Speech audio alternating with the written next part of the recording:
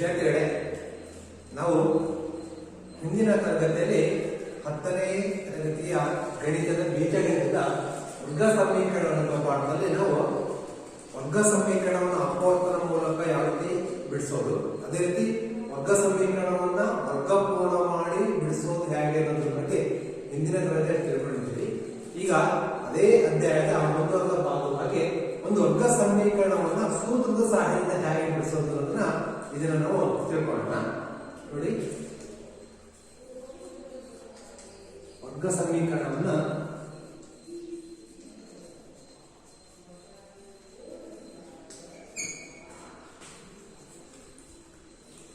ಸೂತ್ರದ ಸಹಾಯದಿಂದ ಬಿಡಿಸುವುದು.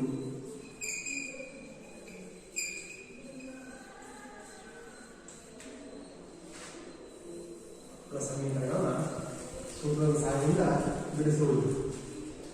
ವಿದ್ಯಾರ್ಥಿಗಳೇ, ನಿಮಗೆ ಗೊತ್ತಿರೋ ಹಾಗೆ ಹಿಂದಿನ ತರಗತಿಯಲ್ಲಿ ವರ್ಗ ಸಮೀಕರಣದ ಆದರ್ಶ ರೂಪ ಏನು ಅಂತ ಗೊತ್ತಿದೆ. ವರ್ಗ ಸಮೀಕರಣ ಆದರ್ಶ ರೂಪ ಏನಪ್ಪಾ ಅಂತ ಹೇಳಿದ್ರೆ ax² plus bx plus c = 0. ಇದು ಒಂದು ವರ್ಗ ಸಮೀಕರಣದ ಆದರ್ಶ ರೂಪ. ಈ ವರ್ಗ ಸಮೀಕರಣ ಆದರ್ಶ ರೂಪಕ್ಕೆ ಸಂಬಂಧಪಟ್ಟಂತೆ ಒಂದು ಸೂತ್ರ ಬರುತ್ತೆ. ಆ ಸೂತ್ರ ಏನಪ್ಪ ಅಂದ್ರೆ x = -b plus or minus root of b² minus 4ac by 2a. ಇದು ವರ್ಗ ಸಮೀಕರಣವನ್ನು ಈ ಸೂತ್ರದ ಸಹಾಯದಿಂದ ಬಿಡಿಸುವಂತ ವಿಧಾನದ ಸೂತ್ರ ಇದು ವರ್ಗ ಸಮೀಕರಣ ಆದರ್ಶ ರೂಪದ ಮೂಲಗಳನ್ನು ಕೂಡ ಕರೆಯಬಹುದು. ಪರೀಕ್ಷೆಯಲ್ಲಿ ax² plus bx plus c = 0 ಇದರ ಮೂಲಗಳನ್ನು ತಿಳಿಸಬೇಕು ಹೇಳ್ತಾರೆ. ಅವಾಗ ಏನ್ ಮಾಡಬೇಕಾಗುತ್ತೆ ನೀವು ಅಂತ ಹೇಳಿದ್ರೆ x = -b plus or minus root of b² minus 4ac by 2a. ಇದು ಮೂಲಗಳು ಏನು ಬರಬೇಕಾಗುತ್ತೆ?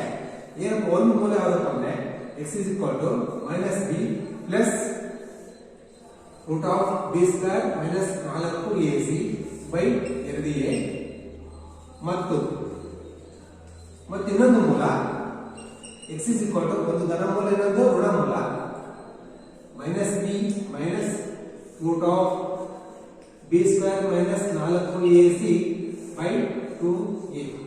ಇದು ಇನ್ನೊಂದು ಮೂಲ x = -b minus root of b² minus 4ac by 2a. ಇದು ವರ್ಗ ಸಮೀಕರಣ ಆದರ್ಶ ರೂಪದ ಮೂಲಗಳು ಅಂತ ಕರೀತಾರೆ. ಪರೀಕ್ಷೆಯಲ್ಲಿ ಒಂದು ಮಾರ್ಕ್ಸ್ ಕೇಳಬಹುದು. ವರ್ಗ ಸಮೀಕರಣ ax² plus bx plus c = 0. ಸೂತ್ರ x = -b plus or minus root of b² minus 4ac by 2a. ಇದನ್ನ ಎರಡು ಭಾಗ ಮಾಡಿದ್ರೆ ಒಂದು ಧನ ಮೂಲ, ಇನ್ನೊಂದು ಋಣ ಮೂಲ. ಇವು ಎರಡು ಮೂಲಗಳನ್ನು ಕರೀತಾರೆ ವರ್ಗ ಸಮೀಕರಣದ ಆದರ್ಶ ರೂಪದ ಮೂಲಗಳು ಅಂತ ಕರೀತಾರೆ. ನೋಡಿ, ಇದರ ಆಧಾರದ ಮೇಲೆ ವರ್ಗ ಸಮೀಕರಣವನ್ನು ಯಾವ ರೀತಿ ಬಿಡಿಸೋದು ಅನ್ನೋದ್ರ ಬಗ್ಗೆ ನಾವು ತಿಳ್ಕೊಳ್ತಾ ಹೋಗೋದಿಲ್ಲ. ನೋಡಿ, ಇಲ್ಲಿ ರೂಟ್ ಒಳಗಡೆ ಬರುವಂತಹ b² minus 4ac ಈ ಬೆಲೆ b² minus 4ac ಈ ಬೆಲೆ ಲೆಕ್ಕವನ್ನು ಬಿಡಿಸಿದಾಗ ಅದರ ಉತ್ತರ >0 ಇದ್ರೆ, >0 ಬಂತು ಅಂತ ಹೇಳಿದ್ರೆ ಅದು ವಾಸ್ತವ ಮೂಲ ಹೊಂದಿರುತ್ತೆ ಅಂತ ಅರ್ಥ. ಅಂದ್ರೆ ಮೂಲಗಳು ವಾಸ್ತವವನ್ನು ಹೊಂದಿರುತ್ತೆ, ವಾಸ್ತವ ಮೂಲವನ್ನು ಹೊಂದಿರುತ್ತೆ ಅಂತ ಅರ್ಥ. ಅಥವಾ b² minus 4ac ಇದು <0 0ಗಿಂತ ಕಡಿಮೆ ಬರುತ್ತೆ. ಅಂದ್ರೆ ಋಣ ಉತ್ತರ ಬಂದ್ರೆ -1 -2 ಈ ರೀತಿಯಾಗಿ ಋಣ ಉತ್ತರ ಬಂದ್ರೆ ಅವು ವಾಸ್ತವ ಮೂಲವನ್ನು ಹೊಂದಿರುವುದಿಲ್ಲ ಅನ್ನೋದನ್ನ ತಿಳ್ಕೊಬೇಕಾಗುತ್ತೆ. ಯಾಕಂದ್ರೆ ರೂಟಿಗೆ ವರ್ಗಮೂಲ ಋಣ ಮೂಲ ಬರೋ ಸಾಧ್ಯತೆ ಇಲ್ಲ. ಅದಕ್ಕೋಸ್ಕರ ಇಲ್ಲಿ ಧನಸಂಖ್ಯೆ ಬರಬೇಕಾಗುತ್ತೆ. ಇಲ್ಲಿ ವಾಸ್ತವ ಧನಸಂಖ್ಯೆ ಇದ್ದಾಗ ಮೂಲಗಳಿರುತ್ತೆ, ವಾಸ್ತವ ಮೂಲವನ್ನು ಹೊಂದಿರುತ್ತೆ. ಋಣ ಸಂಖ್ಯೆ ಬಂದಾಗ ವಾಸ್ತವ ಮೂಲವನ್ನ ಹೊಂದಿರುವುದಿಲ್ಲ ಅನ್ನೋದನ್ನ ನಾವು ತಿಳ್ಕೊಳ್ಬೇಕಾಗುತ್ತೆ. ವಿದ್ಯಾರ್ಥಿಗಳೇ, ಈಗ ಈ ಸೂತ್ರದ ಮೇಲೆ ಕೆಲವೊಂದು ಲೆಕ್ಕಗಳನ್ನು ಬಿಡಿಸೋದನ್ನ ತಿಳ್ಕೊಳ್ಳೋಣ.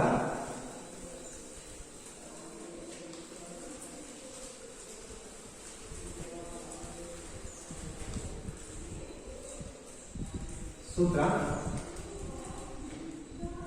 x =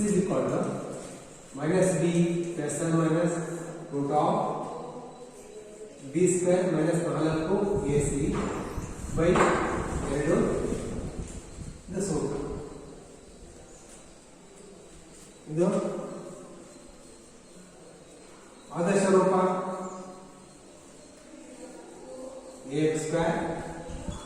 bx plus c is equal to 0. ಇದು ಆದರ್ಶ ರೂಪ. ಈ ಆದರ್ಶ ರೂಪದ ಮೂಲಗಳು x is equal to minus p plus or minus root of b square minus 4ac by 2a ಆಗ್ತಾ ಹೋಗುತ್ತೆ. ಈಗ ಪಠ್ಯ ಪುಸ್ತಕದ ಉದಾಹರಣೆಯನ್ನು ಒಂದು ಲೆಕ್ಕವನ್ನು ಬಿಡಿಸ್ತಾ ಹೋಗ್ತೀವಿ. ವಿದ್ಯಾರ್ಥಿಗಳು ನೋಡಿ, ಉದಾಹರಣೆ ಒಂದು ಹೇಳಿಕೆ ರೂಪದಲ್ಲಿರುವಂತಹ ಒಂದು ಸಮಸ್ಯೆಯನ್ನ ನಾವು ವರ್ಗ ಸಮೀಕರಣಕ್ಕೆ ಬದಲಾವಣೆ ಮಾಡಿಬಿಟ್ಟು ಅದನ್ನ ಸೂತ್ರಕ್ಕೆ ಅನ್ವಯ ಮಾಡಿಬಿಟ್ಟು ಮೂಲಗಳನ್ನು ಕಂಡುಹಿಡಿಯಬೇಕಾಗುತ್ತೆ. ನೋಡಿ, ಎರಡು ಸಂಖ್ಯೆಗಳ ಎರಡು ಕ್ರಮಾಗತ ಬೆಸ ಧನ ಪೂರ್ಣಾಂಕಗಳ ವರ್ಗಗಳ ಮೊತ್ತವು 290 ಆದರೆ ಆ ಪೂರ್ಣಾಂಕಗಳನ್ನು ಕಂಡುಹಿಡಿಯಿರಿ. ಇದು ಸಮಸ್ಯೆ. ಇಲ್ಲಿ ಎರಡು ಕ್ರಮಾಗತ ಬೆಸ ಧನ ಪೂರ್ಣಾಂಕಗಳು ಕ್ರಮವಾಗಿರುವಂತಹ ಎರಡು ಬೆಸ ಪೂರ್ಣಾಂಕಗಳ ವರ್ಗಗಳ ಮೊತ್ತ.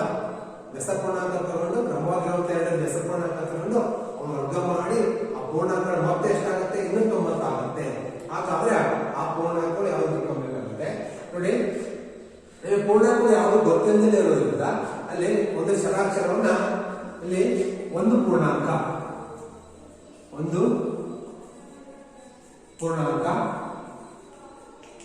x ಇರಲಿ, ಒಂದು ಪೂರ್ಣಾಂಕ x ಇರಲಿ. ಅಲ್ಲಿಗೆ ಇನ್ನೊಂದು ಪೂರ್ಣಾಂಕ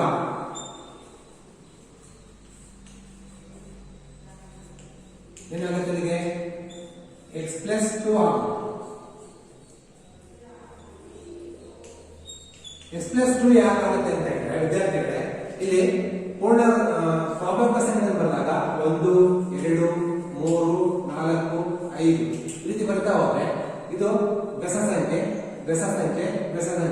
ಅಲ್ಲಿ ಅವ್ರು ಏನ್ ಹೇಳ್ತಾರೆ ಅಂತ ಹೇಳಿದ್ರೆ, ಎರಡು ಬೆಸ ಧನ ಪೂರ್ಣಾಂಕ ಕ್ರಮವಾಗಿರುವಂತಹ ಎರಡು ಬೆಸ ಧನ ಪೂರ್ಣಾಂಕಗಳ ವರ್ಗಗಳ ಮೊತ್ತ ಅಂತ ಕೇಳಿದ್ರೆ, ಅದಕ್ಕೋಸ್ಕರ ನಾವು ಒಂದು ಪೂರ್ಣಾಂಕವನ್ನು ಉದಾಹರಣೆಗೆ ಒಂದನ್ನು x ಅಂತ ಇಟ್ಕೊಂಡ್ರೆ ಒಂದು ಕ್ರಮವಾಗಿರುವಂತಹ ಸಂಖ್ಯೆಗಳು 1 3 ಆಗಿರ್ಬೋದು, 3 5 ಆಗಿರ್ಬೋದು, 5 7 ಆಗಿರ್ಬೋದು, 7 9 ಆಗಿರ್ಬೋದು, ಕ್ರಮವಾಗಿರುವಂತಹ ಎರಡು ಪೂರ್ಣಾಂಕ ತಗೋಬೇಕು, ಧನ ಬೆಸ ಪೂರ್ಣಾಂಕ ತಗೋಬೇಕಾಗುತ್ತೆ.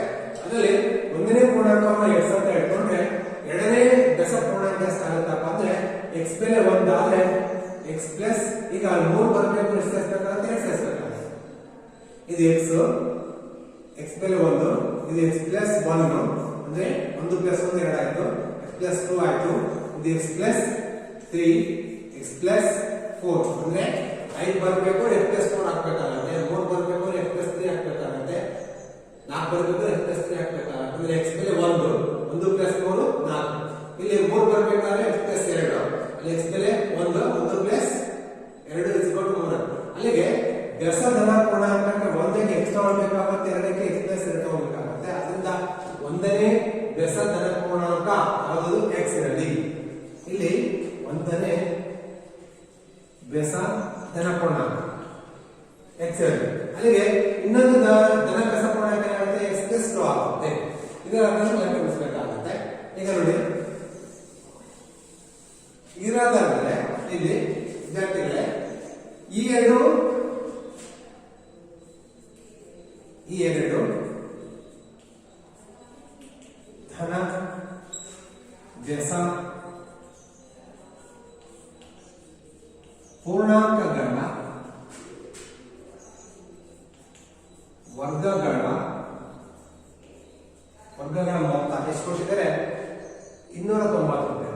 290 ರೂಪಾಯಿ ವರ್ಗಗಳ ಧನ ಬೆಸ ಪೂರ್ಣಾಂಕಗಳ ಮೊತ್ತ 290 ರೂಪಾಯಿ. ನೋಡಿ, ಇದರ ಆಧಾರ ಲೆಕ್ಕವಿಸಬೇಕಾಗುತ್ತೆ.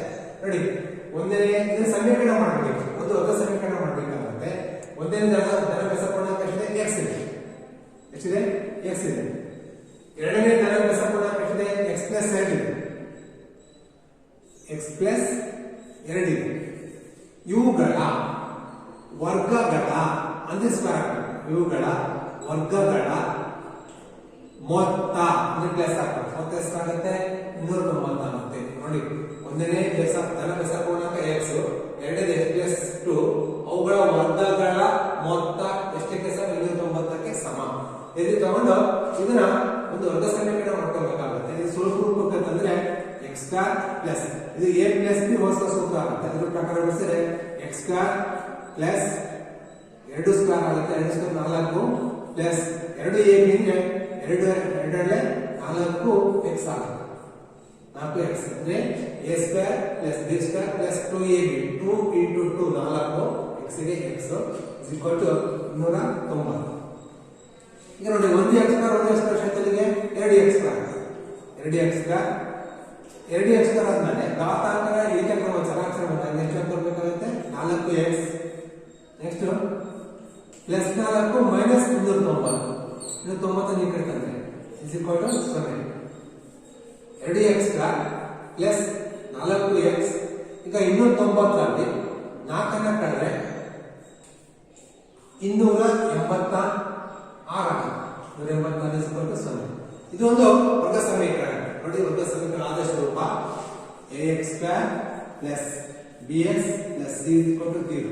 ಇಲ್ಲಿ x ಸ್ಕ್ವೇರ್ ಗೆ x ಸ್ಕ್ವೇರ್ a ಬೆಲೆ 2 x ಗೆ x b ಬೆಲೆ 2 ಸ್ಥಿರಾಂಕ 286 ಇದೆ ನೋಡಿ. 2 4 ಮತ್ತು 286 ಎರಡರ ಗುಣಕ ಆದ್ರಿಂದ ಇದು ಎರಡನ್ನ ಬಾಕ್ಸ್ ಕೊಳ್ಳಿ. ಈ ಸಮೀಕರಣ ಚಿಕ್ಕದಾಗುತ್ತೆ ನಮಗೆ ಒಂದು ಬಿಡಿಸಲಿಕ್ಕೆ ಅನುಕೂಲ ಆಗುತ್ತೆ. ಎರಡನ್ನ ಬಾಕ್ಸ್ ಆಗುತ್ತೆ 2 1 ಅಂತ ಹೋಗುತ್ತೆ. ಇದು x square plus 2x plus 2 1 2 4 2 3 is equal to 0. 2 3 is equal to 0 ಅಲ್ವಾ. ಇದು ಒಂದೇನಾಗ್ತದೆ ವರ್ಗ ಸಮೀಕರಣ 143. ಇದೊಂದು ವರ್ಗ ಸಮೀಕರಣ ಸಾರಿ ಪ್ಲಸ್ 296 ಇದೇನಾಗುತ್ತೆ ಮೈನಸ್ 286 ಆಗುತ್ತೆ. ಇದು ಕೂಡ ಏನಾಗುತ್ತೆ ಮೈನಸ್ 286 ದೊಡ್ಡ ಸಂಖ್ಯೆ ಚಿಕ್ಕ ಸಂಖ್ಯೆ ಮೈನಸ್ 286. ಇದೊಂದು ವರ್ಗ ಸಮೀಕರಣ ಆಯ್ತು.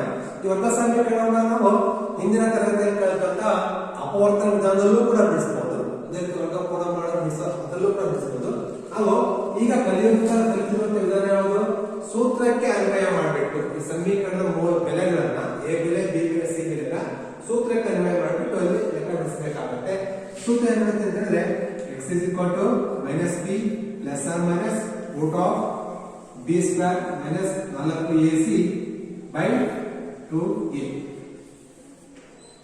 ಇಲ್ಲಿ x is equal to ನೋಡಿ ಇದನ್ನ ಆದರ್ಶ ರೂಪಕ್ಕೆ ಹೋಲಿಸಿದಾಗ x ಸ್ಕ್ವೇರ್ ಗೆ x ಸ್ಕ್ವೇರ್ ಇದೆ, a ಬೆಲೆ ಎಷ್ಟಾಗುತ್ತೆ 1, a ಬೆಲೆ ಎಷ್ಟು 1 ಇದೆ, x ಗೆ x, b ಬೆಲೆ ಎಷ್ಟಾಗುತ್ತೆ 2 ಆಗುತ್ತೆ, b ಬೆಲೆ 2, ಎಷ್ಟು c ಬೆಲೆ ಎಷ್ಟಿದೆ -143 ಈ ಬೆಲೆಗಳನ್ನ ಈ ಚರಾಕ್ಷರ x ಇರೋ ಕಡೆ x ಇದೆ. ಅಕಸ್ಮಾತ್ ಲೆಕ್ಕದಲ್ಲಿ ಏನಾದರೂ ಕೂಡ ಚರಾಕ್ಷರ ನೀವು y ಇಟ್ಕೊಂಡ್ರೆ ಇದು y ಅಂತ ಮಾಡ್ಕೊಬೇಕಾಗುತ್ತೆ ಅಥವಾ b ಇಟ್ಕೊಂಡು b ಅಂತ ಮಾಡ್ಬೇಕಾಗುತ್ತೆ. x ಇರೋದ್ರಿಂದ x ಇಟ್ಕೊಂಡಿದ್ದೀನಿ. ಈ ಬೆಲೆಗಳನ್ನ ಸೂತ್ರಕ್ಕೆ ಹಾಕಿ x ಇರೋ ಕಡೆ x, ಮೈನಸ್ ಇದೆ ಮೈನಸ್, b ಬೆಲೆ ಎಷ್ಟಿದೆ 2 plus or minus root of b ಬೆಲೆ 2 ಸ್ಕ್ವೇರ್ ಮೈನಸ್ 4 ಇಂಟು a ಬೆಲೆ 1, c ಬೆಲೆ -143 divided by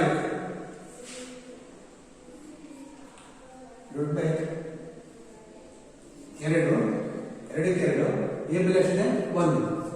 next x is equal to -2 plus or minus 2 square 4 minus into minus plus 4 4 ದೋಷ ಗುಣಿಸ್ಕೊಳ್ಳಿ.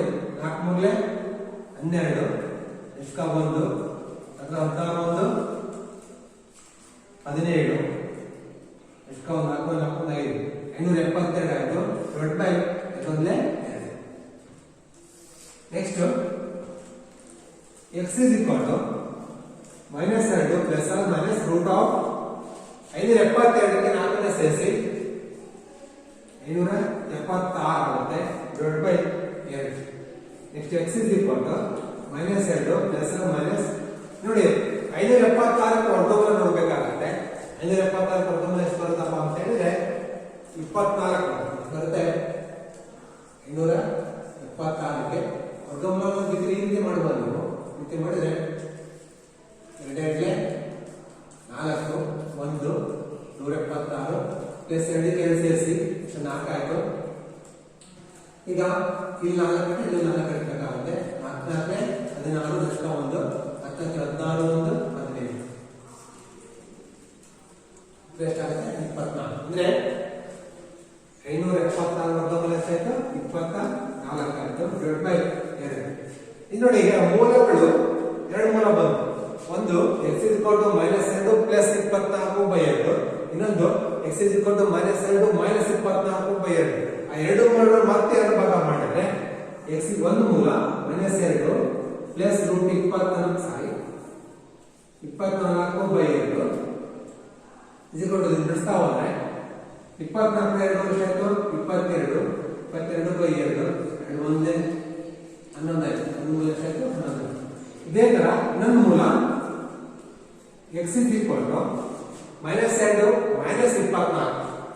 -2 - 24/2 x = -26/2 x =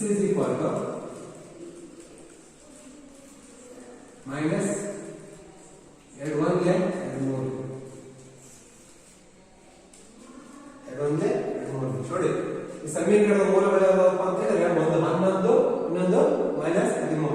ಅವ್ರ ಲೆಕ್ಕದಲ್ಲಿ ಕೇಳಿದ್ದೇನಪ್ಪ ಅಂತ ಹೇಳಿದ್ರೆ ಒಂದು ಧನ ಬೆಸ ಪೂರ್ಣಾಂಕ ಧನ ಅಂತ ಕೇಳಿರೋದ್ರಿಂದ ಇಲ್ಲಿ -13 ಬಿಡಬೇಕಾಗುತ್ತೆ +1 ಅಂತ ತಗೊಳ್ಬೇಕಾಗುತ್ತೆ.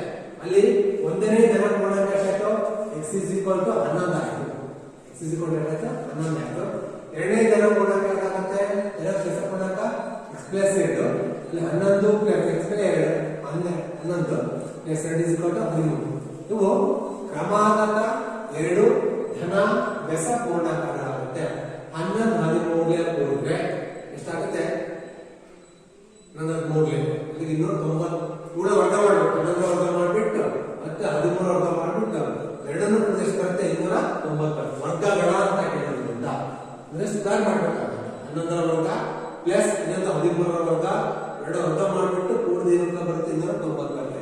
ಈ ರೀತಿಯಾಗಿ ನಾವು ಒಂದು ಹೇಳಿಕೆ ರೂಪದಲ್ಲಿರುವಂತಹ ಒಂದು ಲೆಕ್ಕವನ್ನ ಸಮೀಕರಣಕ್ಕೆ ವರ್ಗ ಸಮೀಕರಣಕ್ಕೆ ಬದಲಾವಣೆ ಮಾಡಬೇಕು. ಅದನ್ನ ಸೂತ್ರದ ಸಹಾಯದಿಂದ ಬಿಡಿಸುವಂತ ವಿಧಾನವನ್ನು ನಾವು ತಿಳ್ಕೊಂಡಿದ್ವಿ. ಅಂದ್ರೆ ಮೂಲವನ್ನು ಧನ ಮೂಲವನ್ನು ಕಂಡುಹಿಡಿಯೋದನ್ನು ಕಲಿತಿದ್ವಿ. ಇದೇ ರೀತಿಯಾಗಿ ಬೇರೆ ಲೆಕ್ಕವನ್ನು ನೀವು ತಿಳ್ಕೊಳ್ಳೋಣ.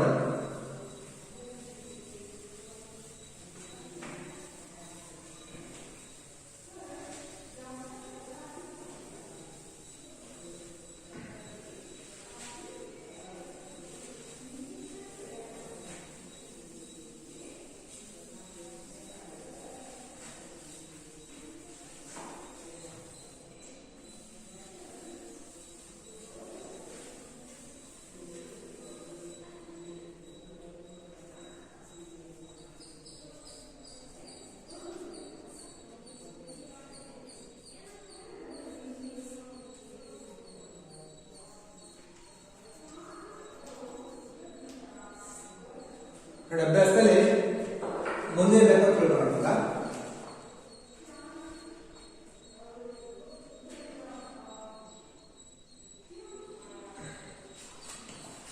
ಮುಂದಿನ ಲೆಕ್ಕ ಎರಡನೇದು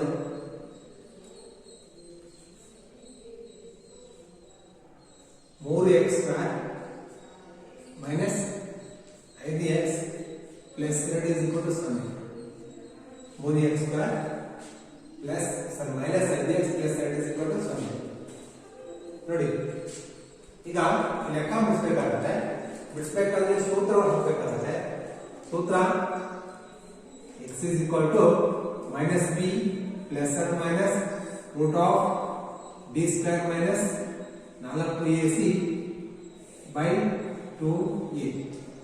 ನೋಡಿ ಈ ಲೆಕ್ಕವನ್ನ ax² + bx + c = 0 ಇಲ್ಲಿ ಹೋಲಿಕೆ ಮಾಡಿದ್ರೆ 3x² - 5x + 2 = 0. x ಪದ x ಇದೆ, a ಬೆಲೆ ಎಷ್ಟಿದೆ 3 ಇದೆ, x ಇದೆ, b ಬೆಲೆ ಎಷ್ಟಿದೆ -5 ಇದೆ, c ಬೆಲೆ ಎಷ್ಟಿದೆ 2 ಇದೆ. ಈಗ ಈ ಬೆಲೆಗಳನ್ನ ಈ ಸೂತ್ರಕ್ಕೆ ಹಾಕಬೇಕಾಗುತ್ತೆ. ಸೂತ್ರದ ಬೆಲೆ ಹಾಕುತ್ತೆ.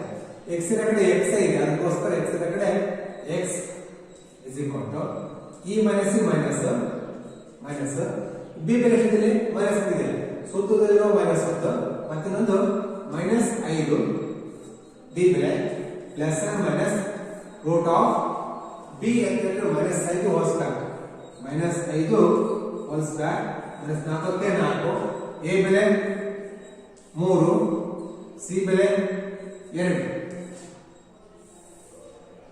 2ಕ್ಕೆ 2 ಎ ಬೆಲೆ 3 x is equal to ನೋಡಿ ಇದನ್ನು ಬಿಡ್ತು ಬೆಲೆ ಹಾಕಿ ನಂತರ ಇದನ್ನು ಬಿಡ್ತಾ ಹೋಗಬೇಕಾಗುತ್ತೆ ಮೈನಸ್ ಇಂಟು ಮೈನಸ್ ಆಯ್ತು plus plus side plus or minus 5 ರ ವರ್ಗ ಮೈನಸ್ 5 ರ ವರ್ಗ ಮೈನಸ್ 5 ಇಂಟು ಮೈನಸ್ ಆಯ್ತು ಮೈನಸ್ ಇಂಟು ಪ್ಲಸ್ ಆಗುತ್ತೆ ಇದಿದೆ 25 ಆಗುತ್ತೆ ಅದರ ಸಂಖ್ಯೆ ಬರುತ್ತೆ ಎಷ್ಟು ಮೈನಸ್ 4 ಮೂಲ 12 4 ಮೂಲ 12 12 24 ಡಿವೈಡೆಡ್ ಬೈ 2 ಮೂಲ 6 ಈಗ next x is equal to plus 5 plus minus 25 ರಲ್ಲಿ ರೂಟ್ 25 ರಲ್ಲಿ 24 ನ ಕಡಿಮೆ ಬಂದಾಗ 1 ಡಿವೈಡ್ ಬೈ r ಎಷ್ಟು x is equal to plus 5 plus minus 1 ರ ಮೂಲ ಎಷ್ಟು 1 ಡಿವೈಡ್ ಬೈ r ಇಲ್ಲೂ ಕೂಡ ಏನಾಗುತ್ತೆ ಅಂತಂದ್ರೆ ಮೂಲಗಳು ಎರಡು ಮೂಲ ಬರುತ್ತೆ ಒಂದು ಧನ ಮೂಲ ಇನ್ನೊಂದು ಋಣ ಮೂಲ ಎರಡು ಭಾಗ ಮಾಡಿದ್ರೆ x is equal to 5 plus 1 by 6 ಇನ್ನೊಂದು x is equal to 5 minus 1 by 6 5 plus 1 by 6 ಇನ್ನೊಂದು ಮೂಲ 5 ಮೈನಸ್ 1 ಬೈ 6 ಈ ರೀತಿ ಮೂಲ ಕಂಡುಕೊಳ್ಳುತ್ತೆ x is equal to 5 1 6 by 6 x is equal to 6 1 ಒಂದು ಮೂಲ 1 ಆಯ್ತು next x is equal to 4 ರಲ್ಲಿ 5 ರಲ್ಲಿ 1 ಕಳೆದ ಸ್ಥಳಕ್ಕೆ 4 ಬೈ 6 ಇದು ಭಾಗ ಆಗದೆ ಇದ್ರೆ ನಮಗೆ ಸಾಮಾನ್ಯ ಭಾಗ ಆಗುತ್ತೆ ಈಗ 2 2 2 ನೋಡಿ ಒಂದು ವರ್ಗ ಸಮೀಕರಣದ ಮೂಲಗಳು 3x square minus 5x plus 2 0 ಮೂಲಗಳು ಯಾವ್ದಾಗುತ್ತೆ ಒಂದು x is equal to 1 ಇನ್ನೊಂದು x is equal to 3 ಇದನ್ನ ನಾವು ಸೂತ್ರದ ಸಹಾಯದಿಂದ ಬಿಡಿಸೋದಾಯ್ತು ಇದನ್ನ ನೀವು ಅಪವರ್ತನ ವಿಧಾನದಲ್ಲೂ ಕೂಡ ಬಿಡಿಸಬಹುದು ಆ ವಿಧಾನದಲ್ಲಿ ಬಿಡಿಸಿದ್ರು ಕೂಡ ಏನು ಉತ್ತರ ಬರುತ್ತೆ ನಿಮಗೆ ಇದೇ ಉತ್ತರ ಕಂಡುಕೊಳ್ತಾ ಹೋಗ್ಬೋದು ಅದೇ ರೀತಿ ವರ್ಗಪೂರ್ಣ ಮಾಡಿ ಕೂಡ ಬಿಡಿಸಬಹುದಾಗುತ್ತೆ ಅಲ್ಲೂ ಕೂಡ ಏನ್ ಮಾಡ್ಬೋದು ಅಂತ ಹೇಳಿದ್ರೆ ಇದನ್ನ ಇತರ ಉತ್ತರ ನಾವು ಕಂಡುಕೊಳ್ಬಹುದು ವಿದ್ಯಾರ್ಥಿಗಳೇ ಈಗ ಮುಂದಿನ ಲೆಕ್ಕಗಳು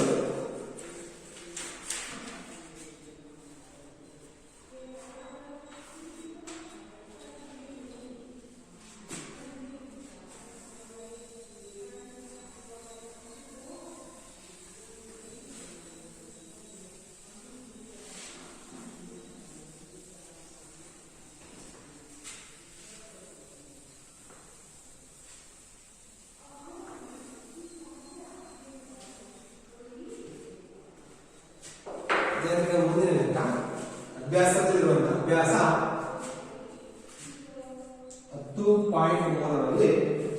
10.3 ಈ ಕೆಳಗಿನ ವರ್ಗ ಸಮೀಕರಣದ ಮೂಲಗಳನ್ನು ಸೂತ್ರದ ಸಹಾಯದಿಂದ ಬಿಡಿಸಿ ಅಂತಿದೆ ಆಯ್ತಾ ಅದರಲ್ಲಿ ಒಂದೇ ಲೆಕ್ಕ ಅಭ್ಯಾಸದ ಲೆಕ್ಕದಲ್ಲಿ ಒಂದೇ ಲೆಕ್ಕ 2x square minus 7x plus 3 is equal to 0 2x square minus 7x plus 3 is equal to 0 ಈ ಸಮೀಕರಣ ತಗೊಂಡು ಈ ಸಮೀಕರಣದ ಮೂಲಗಳನ್ನ ಸೂತ್ರದ ಸಹಾಯದಿಂದ ಬಿಡಿಸಬೇಕಾಗುತ್ತೆ ಸೂತ್ರ x is equal to minus b plus r minus b square minus 4 ac by 2a ಆಯ್ತಾ ನೋಡಿ ಈ ಲೆಕ್ಕವನ್ನು ಇನ್ನೊಂದು ಸರಿ ಬರ್ಕೊಂಡು ಆದಷ್ಟು ರೂಪಕ್ಕೆ ಬಳಸಿದ್ರೆ 2x square minus 7x plus 3 is equal to 0 ಅರ್ಥಾಯ್ತಲ್ವಾ x square ಗೆ x ಸ್ಕ್ವೇರ್ a ಬೆಲೆ ಎಷ್ಟಿದೆ 2 a ಬೆಲೆ 2 x ಗೆ x b ಬೆಲೆ ಎಷ್ಟಿದೆ ಮೈನಸ್ 7 c ಬೆಲೆ ಎಷ್ಟಿದೆ 3 x square x square a ಬೆಲೆ 2 x ಗೆ x b ಬೆಲೆ ಮೈನಸ್ 7 c ಬೆಲೆ 3 ಈಗ ಈ ಬೆಲೆಗಳನ್ನು ಸೂತ್ರಕ್ಕೆ ಹಾಕಿ x is equal to minus b plus or minus root of b ಬೆಲೆ ಎಷ್ಟಾಗುತ್ತಪ್ಪ ಅಂದ್ರೆ ಎಷ್ಟು 7 ಇದೆ ಅಲ್ವಾ ಈ ಮೈನಸ್ ಮತ್ತೆ ಮತ್ತೆ ಬಿ ಬೆಲೆ minus 2 minus into minus 2 plus minus B ಬೆಲೆ minus 7 whole square minus 4 into A ಬೆಲೆ 2 ಸಿ ಬೆಲೆ 3 ಡಿವೈಡೆಡ್ ಬೈ 2 ಇಂಟು ಎ ಬೆಲೆ 2 x is equal to minus into minus plus 7 plus or minus root of minus 7 whole square ಅಂದ್ರೆ ಎಲ್ಲೆಲ್ಲೆ 49 minus in minus ಮುಖ್ಯಕ್ಕೆ 8 3 ಎಷ್ಟು 24 divided by 2 4 ಈಗ ಈ ಸಮೀಕರಣ ಸುಲಭ ರೂಪದಲ್ಲಿ 7 ಸ್ಕ್ವೇರ್ ಅಂದ್ರೆ 49 ಆಗುತ್ತೆ ಮೈನಸ್ ಈ ಕಡೆ 8 3 24 ಆಗುತ್ತೆ x is equal to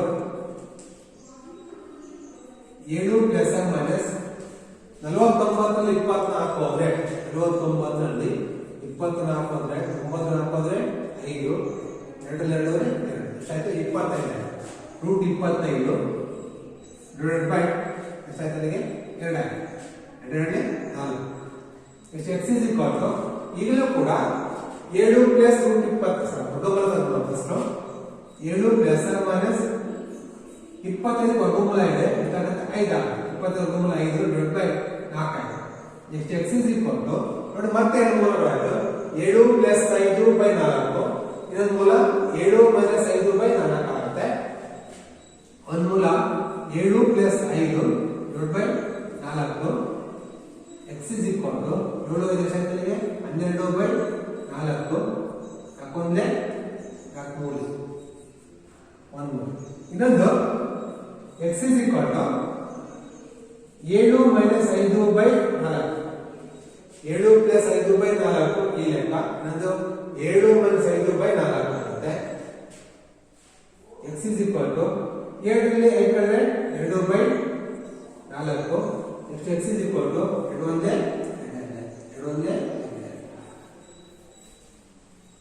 ಮೂಲಗಳು ಎರಡನೇ 1 ಮತ್ತೆ 3 ನೋಡಿ ಸಮೀಕರಣಕ್ಕೆ ಅಂದ್ರೆ 2x ಮೈನಸ್ 2x ಪ್ಲಸ್ 3 0 ಈ ಸಮೀಕರಣವನ್ನು ಸೂತ್ರ ಸಾಧನೆ ಬಿಡಿಸಿದಾಗ ಮೂಲಗಳು ಇರುತ್ತೆ 1 3 ಇನ್ನೊಂದು ಮೂಲ ಎರಡನೇ 1 ಇದು ಘನಮೂಲ ಹೊಂದಿರುತ್ತೆ ಈಗ ಸ್ವಲ್ಪ ಸಮೀಕರಣ ಸ್ವಲ್ಪ ಬದಲಾವಣೆ ಇದ್ದಾಗ ಯಾವ ರೀತಿ ಬಿಡಿಸೋದ್ರ ಬಗ್ಗೆ ತಿಳ್ಕೊಳ್ಳೋಣ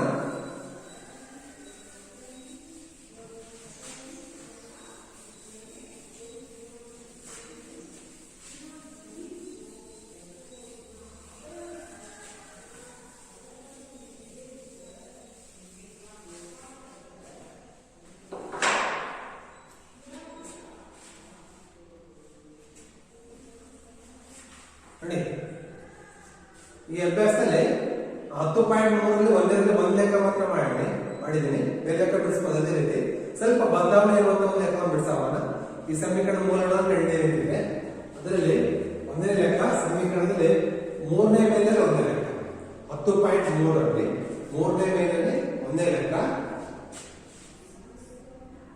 x minus 1/x is equal to 3 x not equal to 0 x ಮೇಲೆ ಏನಾಗಿಲ್ಲ 0 ಆಗಿಲ್ಲ ಅದನ್ನ ತಿಳ್ಕೊಬೇಕು x minus 1/x is equal to 3 x not equal to 0 ನೋಡಿ ಇದು ಯಾವ ರೂಪದಲ್ಲಿ ಇಲ್ಲಪ್ಪ ಅಂದ್ರೆ ವರ್ಗ ಸಮೀಕರಣ ರೂಪದಲ್ಲಿ ಇಲ್ಲ ವರ್ಗ ಸಮೀಕರಣದ ಆದರ್ಶ ರೂಪದಲ್ಲಿ ಇಲ್ಲ ax plus bx plus c is equal to 0 ವರ್ಗ ಸಮೀಕರಣ ಆದರ್ಶ ರೂಪ ಏನು ಅಲ್ಲಿ ಚರಾಕ್ಷರದ ಘಾತಾಂಕ ಮಹತ್ತಮ ಘಾತಾಂಕ ಎಷ್ಟು ಬೇಕಾಗುತ್ತೆ 2 ಒಂದೇ ಬೇಕಾಗುತ್ತೆ ಆದ್ರೆ ಇಲ್ಲಿರುವಂತಹ ಚರಾಕ್ಷರ ಯಾವುದಿದೆ x ಇದೆ ಘಾತಾಂಕ ಮಹತ್ತಮ ಘಾತಾಂಕ ಎಷ್ಟಿದೆ 1 ಇದೆ 2 ಹೊಂದಿಲ್ಲ ಅಂದ್ರೆ ಇದು ವರ್ಗ ಸಮೀಕರಣ ಆದರ್ಶ ರೂಪದಲ್ಲಿ ಇಲ್ಲ ಅದರಿಂದ ವರ್ಗ ಸಮೀಕರಣ ಆದರ್ಶ ರೂಪಕ್ಕೆ ಈ ಸಮೀಕರಣವನ್ನು ಬಿಡಿಸಬೇಕಾಗುತ್ತೆ ಇದೇನು ಮಾಡಬಹುದಪ್ಪ ಅಂತ ಹೇಳಿದ್ರೆ x ಮೈನಸ್ 1/x ಅನ್ನ ಇದನ್ನ ಎಡಭಾಗ ಮತ್ತು ಬಲಭಾಗದಲ್ಲಿ ಎಡಭಾಗದಲ್ಲಿ ಒಂದು x ಬೈ 1 ತಿಳ್ಕೊಬೇಕಾಗುತ್ತೆ 1/x ಅಂತ ಆಗುತ್ತೆ ಒಂದಕ್ಕೆ ಮತ್ತೆ x ಎಷ್ಟು ಲಾಸ್ ಆಗುತ್ತೆ x ಆಗುತ್ತೆ x ಇದ್ದಾಗ x ನ x ಬಿಡಿಸ್ಕೊಳ್ಳಿ x into x ಏನಾಯ್ತು x ಸ್ಕ್ವೇರ್ ಪ್ಲಸ್ ಈ x ನ x ವರ್ಗ ಆಗುತ್ತೆ 1 ಒಂದೇ minus 1 x square x into x square minus x ಇಂದ x ವರ್ಗ ಆಗುತ್ತೆ 1 ಒಂದೇ 1 is equal to 3 ಈ ರೀತಿ ಇದ್ದಾಗ ಅಂಶ ಛೇದ ಈಕ್ವಲ್ಸ್ ಲಂಬ ಇದ್ದಾಗ ಈಕ್ವಲ್ಸ್ ಇದ್ದಾಗ ಕೆಳಗೆ y ತಿಳ್ಕೊಬೇಕಾಗುತ್ತೆ ಈಗ ಅಂಶ ಛೇದ ಮತ್ತು ಅಂಶ ಛೇದ ಇದ್ದಾಗ ಎಡಭಾಗ ಮತ್ತು ಬಲಭಾಗದಲ್ಲಿ ಓರೆ ಗುಣಾಕಾರ ಮಾಡಬೇಕಾಗುತ್ತೆ. ಓರೆ ಗುಣಾಕಾರ ಅಂತಂದ್ರೆ 1 ರಿಂದ x ಸ್ಕ್ವೇರ್ ಮೈನಸ್ 1 ಗುಣಿಸಬೇಕಾಗುತ್ತೆ. 1 ರಿಂದ x ಸ್ಕ್ವೇರ್ ಮೈನಸ್ 1 ಗುಣಿಸಿರ್ತಾರೆ ಅಲ್ಲಿಗೆ x ಸ್ಕ್ವೇರ್ ಮೈನಸ್ 1 ಒಂದೇ ಗುಣಿಸಿದ್ರೆ ಅದೇ ರೀತಿ ಈ ರೀತಿ ಗುಣಿಸಬೇಕಾಗುತ್ತೆ. 3 × x ಆಗಿದೆ 3x ಆಯ್ತು. ಈಗ ನೋಡಿ ಇದು ಕೂಡ ಆದರ್ಶ ರೂಪಕ್ಕೆ ಬಂದಿಲ್ಲ. ಇಲ್ಲೇ ಮಾಡಬೇಕು ಫಸ್ಟ್ x ಸ್ಕ್ವೇರ್ ಅಂತ ಯಾವ್ದು ನಮಗೆ ಘಾತಾಂಕಗಳ ಏಕ ಕ್ರಮದಲ್ಲಿ ಅದರಬೇಕಾಗುತ್ತೆ x ಬರಬೇಕಾಗುತ್ತೆ. ಈಗ ಆದರ್ಶ ರೂಪಕ್ಕೆ ಬದಲಾವಣೆ ಮಾಡಿದ್ರೆ x ಸ್ಕ್ವೇರ್ ಈಗ ಪ್ಲಸ್ 3x ಅನ್ನು ಈ ಕಡೆ ತನ್ನಿ minus 3x minus 1 is equal to 0. x square minus 3x minus 1 is equal to 0. ಇದೇನಾಯ್ತು ಈಗ ಒಂದು ವರ್ಗ ಸಮೀಕರಣ ಆಯಿತು. ವರ್ಗ ಸಮೀಕರಣದ ಆದರ್ಶ ರೂಪಕ್ಕೆ ಬದಲಾವಣೆ ಆಯಿತು. ಈಗ ವರ್ಗ ಸಮೀಕರಣ ಆದರ್ಶ ರೂಪಕ್ಕೆ ಬದಲಾವಣೆ ಮಾಡಿ x square minus 3x minus 1 ಇದಕ್ಕೆ 0. ವರ್ಗ ಸಮೀಕರಣವನ್ನ ಆದರ್ಶ ರೂಪಕ್ಕೆ ಹೋಲಿಸಬೇಕು. ಹೋಲಿಸಿದಾಗ x ಸ್ಕ್ವೇರ್ ಗೆ x ಸ್ಕ್ವೇರ್ a ಬೆಲೆ ಆಯಿತು a ಕಡೆ 1 b is equal to x ಗೆ x b ಬೆಲೆ ಎಷ್ಟಾಗಿದೆ ಮೈನಸ್ 3 ಆಯಿತು. c ಬೆಲೆ ಎಷ್ಟಾಗಿದೆ ಸ್ಥಿರಾಂಕ ಮೈನಸ್ 1 ಆಯಿತು. ಈಗ ಈ ಬೆಲೆಗಳನ್ನ ಸೂತ್ರಕ್ಕೆ ಹಾಕಬೇಕಾಗುತ್ತೆ. ಸಮೀಕರಣದ ಸೂತ್ರ ಏನಿದೆ x is equal to minus b plus or minus root of b square minus 4ac by 2a. x is equal to minus c minus b ಬೆಲೆ ಎಷ್ಟಿದೆ 3 ಇದೆ. ಎಂತ 1 minus 3 minus into minus 3 plus or minus root of b square ಅಂದ್ರೆ b ಬೆಲೆ minus 3 whole square minus 4 ಕ್ಕೆ 4 a ಬೆಲೆ 1 c ಬೆಲೆ minus 1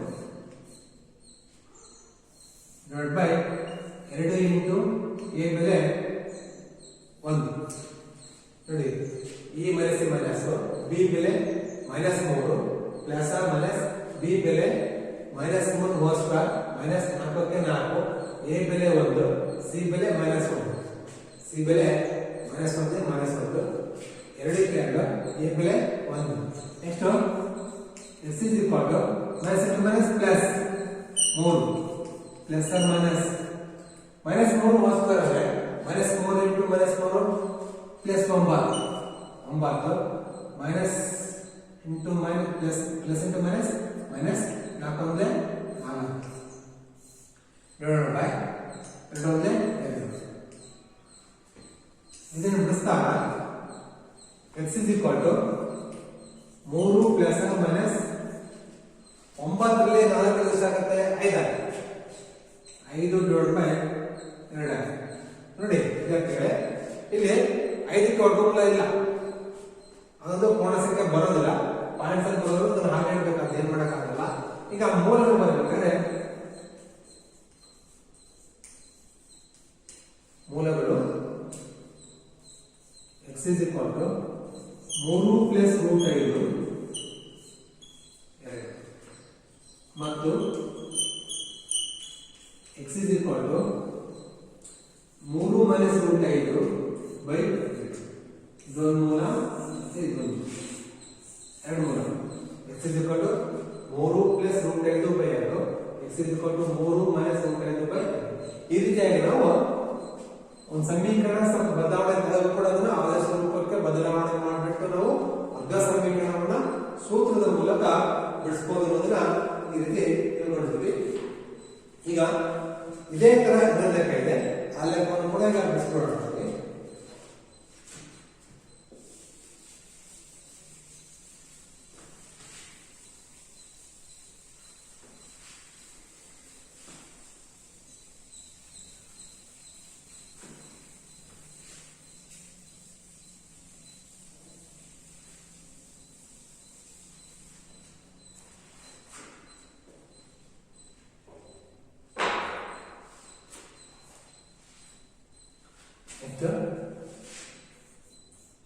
ಎರಡನೇ ಲೆಕ್ಕ plus 4 minus 1 by x minus 7 is equal to 11 by 30 11 by 30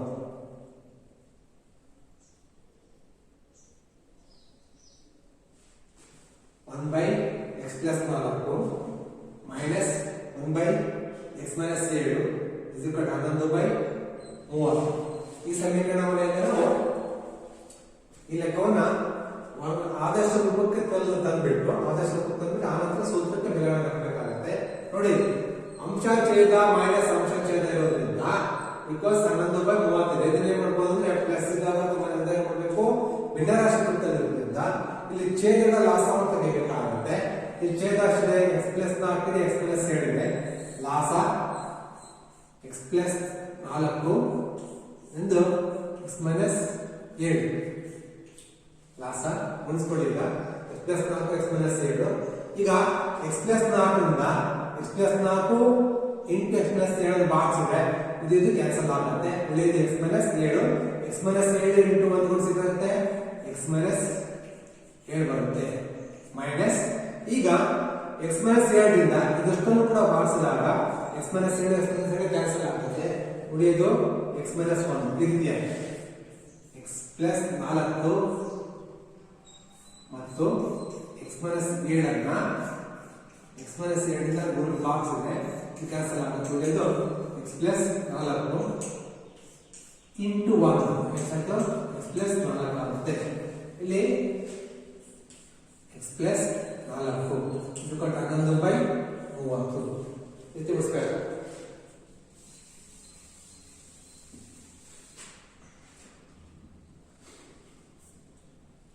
ಈಗ ನೋಡಿ, x minus 7 minus x plus 4 divided by ಲಾಸ ಅಂತ ಹೇಳಿದಾಗ x ಮೈನಸ್ 4 x ಮೈನಸ್ 7 ಆಯಿತು.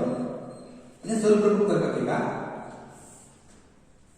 x minus 7 plus into minus minus x plus into minus minus 4 ಇದು ದ್ವಿಪದ ಇದೆ. ದ್ವಿಪದ ಗುಣಿಸಬೇಕಾಗುತ್ತೆ. x into x x square minus 7 into x 7x x into x x square minus 7 into x 7x.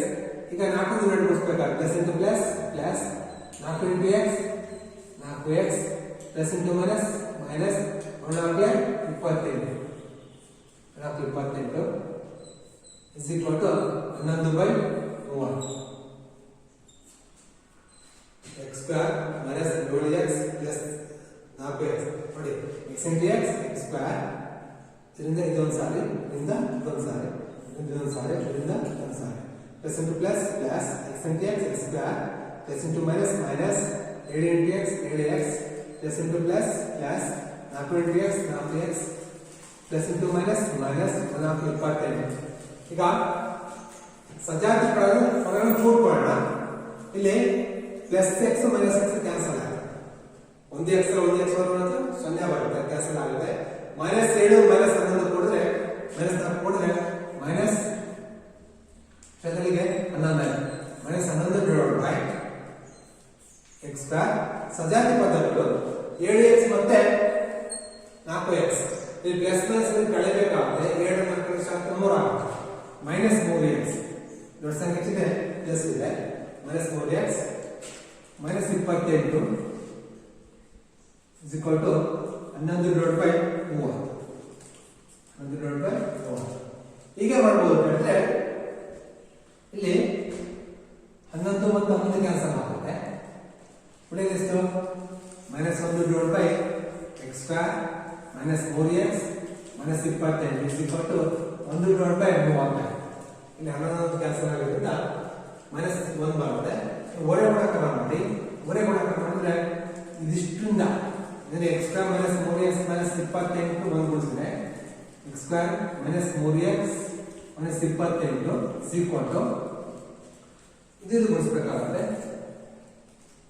Plus into minus minus 31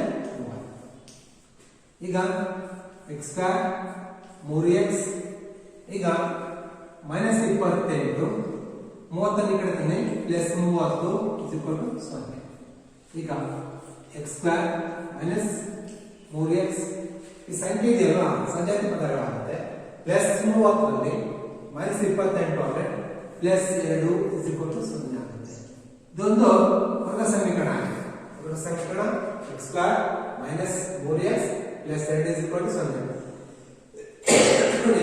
ಈ ಬೆಲೆಗಳನ್ನ ಈಗ ಸೂತ್ರಕ್ಕೆ ಹಾಕಿದ್ರೆ x minus b plus or minus root of b square minus 4ac by 2a.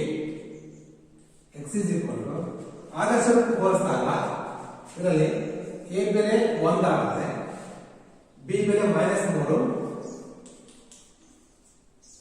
c ಬೆಲೆ plus 2. ನೋಡಿ a ಬೆಲೆ 1, b ಬೆಲೆ -3, c ಬೆಲೆ plus 2. ಈ ಬೆಲೆಗಳನ್ನು ಹಾಕಿ ಮೈನಸ್ಗೆ ಮೈನಸ್, ಬಿ ಬೆಲೆ -3 plus or minus root of B ಬೆಲೆ -3 ಹೋಲ್ ಸ್ಕ್ವೇರ್ ಮೈನಸ್ 4, ಎ ಬೆಲೆ 1, ಸಿ ಬೆಲೆ 2 ಡಿವೈಡ್ ಬೈ 2 ಇಂಟು ಎ ಬೆಲೆ 1. ಈ ಬೆಲೆಗಳನ್ನು ಮೈನಸ್ ಮೈನಸ್ ಬಿ ಬೆಲೆ -3 plus or minus root of B ಬೆಲೆ -3 ಹೋಲ್ ಸ್ಕ್ವೇರ್ ಮೈನಸ್ ಮೈನಸ್ 4ಕ್ಕೆ 4, ಎ ಬೆಲೆ 1, ಸಿ ಬೆಲೆ 2, 2ಕ್ಕೆ 2, ಎ ಬೆಲೆ 2. ಇದನ್ನ ಸ್ವಲ್ಪ ರೂಪಕ್ಕಂದ್ರೆ x minus into minus plus 3 plus or minus -3 plus 9 ಆಗುತ್ತೆ. 3 9 ಮೈನಸ್ 4 4 ಕೆಳಗೆ 8 ಡಿವೈಡ್ ಬೈ 2 ಈಗ ಸುಲಭ ತಂದ್ರೆ x 3 ಪ್ಲಸ್ ಮೈನಸ್ 9ರಲ್ಲಿ 8 1 ಡಿವೈಡ್ ಬೈ 2. ಒಂದು ವರ್ಗಮೂಲ ಕಂಡುಕೊಂಡ್ರೆ 3 ಪ್ಲಸ್ ಮೈನಸ್ 1 ಬೈ 2. ಮತ್ತೆ ಇದನ್ನ ಎರಡು ಭಾಗ ಮಾಡಿದ್ರೆ x 3 ಪ್ಲಸ್ 1 ಬೈ 2, ಇನ್ನೊಂದು x 3 minus 1 by 2. x 3 1 4 by 2, x 2 1 1 ಮೂಲ 2. ಇದೇ ರೀತಿಯಾಗಿ x 3 1 2 ಬೈ 2, x 1 2 ನೋಡಿ ಈ ಒಂದು ಸಮೀಕರಣದ ಮೂಲಗಳು 2 ಮತ್ತೆ 1, 2 ಮತ್ತೆ 1. ಈ ರೀತಿಯಾಗಿ ನಾವು ಒಂದು ಸಮೀಕರಣವನ್ನ ಅಪವರ್ತನ ಮೂಲಕ ಬಿಡಿಸಬಹುದು, ಅದೇ ರೀತಿ ವರ್ಗಪೂರ್ಣ ಮಾಡೋದ್ರ ಮೂಲಕ ಬಿಡಿಸಬಹುದು. ಅದೇ ರೀತಿ ax square plus bx plus c is equal to 0. ಇದರ ಮೂಲಗಳು ಯಾವುದಪ್ಪ ಅಂತ ಹೇಳಿದ್ರೆ x is equal to minus b plus or minus root of b square plus ac by 2a. ಈ ಮೂಲವನ್ನು ಸೂತ್ರ ಅಂತಾರೆ. ಇದಕ್ಕೆ ಶ್ರೀಧರ ಸೂತ್ರ ಅಂತ ಕೂಡ ಕರೀತಾರೆ. ಶ್ರೀಧರನ ಸೂತ್ರ ಅಂತೇಳಿ ಅದಕ್ಕೋಸ್ಕರ x is equal to minus b plus or minus b square plus ac by 2a. ಈ ಸೂತ್ರದ ಮೂಲಕವನ್ನು ಕೂಡ ಒಂದು ವರ್ಗ ಸಮೀಕರಣವನ್ನು ಬಿಡಿಸಿಬಿಟ್ಟು ಅದರ ಮೂಲಗಳನ್ನು ಕಂಡುಹಿಡಿಯಬಹುದು ಅನ್ನೋದ್ರ ಬಗ್ಗೆ ನಾವು ಇದನ್ನು ತಿಳ್ಕೊಂಡಿವಿ. ವಿದ್ಯಾರ್ಥಿಗಳೇ ಇನ್ನು ಹೆಚ್ಚಿನ ಲೆಕ್ಕಗಳ ಅಭ್ಯಾಸಗಳಿದಾವೆ, ಅಭ್ಯಾಸ ಮಾಡ್ಕೊಂಡ್ಬಿಟ್ಟು ಈ ಸೂತ್ರಕ್ಕೆ ಆ ಬೆಲೆಗಳನ್ನು ಅನ್ವಯ ಮಾಡಿಬಿಟ್ಟು ಆ ಮೂಲಗಳನ್ನ ಕಂಡುಹಿಡಿದುಕೊಳ್ಳಿ. ಎಲ್ಲರಿಗೂ ಕೂಡ ಥ್ಯಾಂಕ್ಸ್.